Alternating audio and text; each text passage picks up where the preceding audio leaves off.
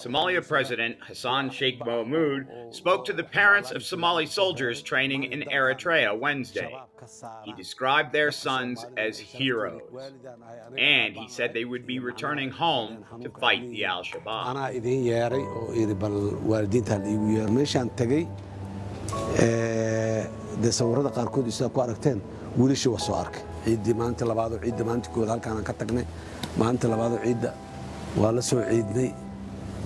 intooda meesha joogta ah nin walba inuu qoyskiisa inuu la soo hadlo lacag kaar ay ku iibsadaan oo soo reebay maanta ama birri midood in ay soo galaan ay soo hadlaan.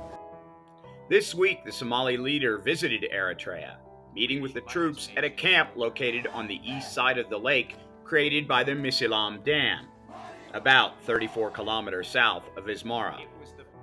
There he saw thousands of soldiers. He spoke with many.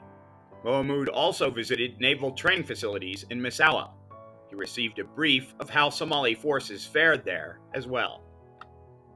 The Somali president told the parents that he had donated money for their children to buy phone cards. One woman told the group that she had already received a call from her son.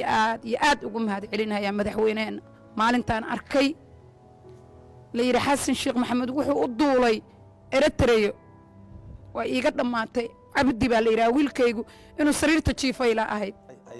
While Mohamud told the parents that their sons could return, he was not able to give them a timetable.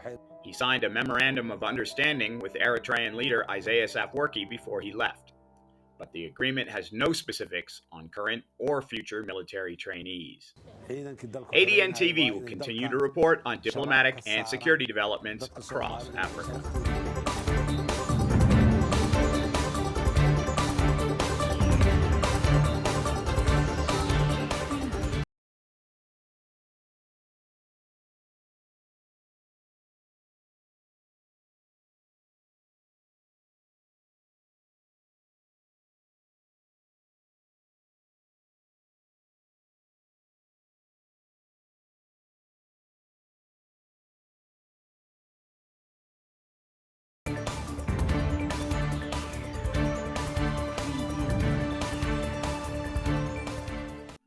Now that Somalis have seen their trainee soldiers in Eritrea, what should they expect from them? And what else could Mogadishu want from their distant Horn of Africa neighbor? There were a lot of clues coming from the president's office after Hassan Sheikh Mohamud's visit to Asmara and Massawa earlier this week. Somalis online traded barbs about whether Mohamed Farmajo did the right thing as president, sending soldiers there. While the current leader was critical of his predecessor's security moves, he has a situation he has to deal with now. First, he needs to get those troops back to Somalia. Then he has to decide how to deploy them.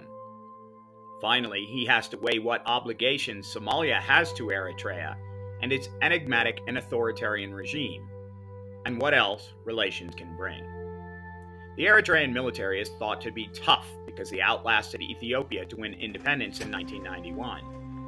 Conflict continued over the territory of Badme until Ethiopia gave up the land in 2018.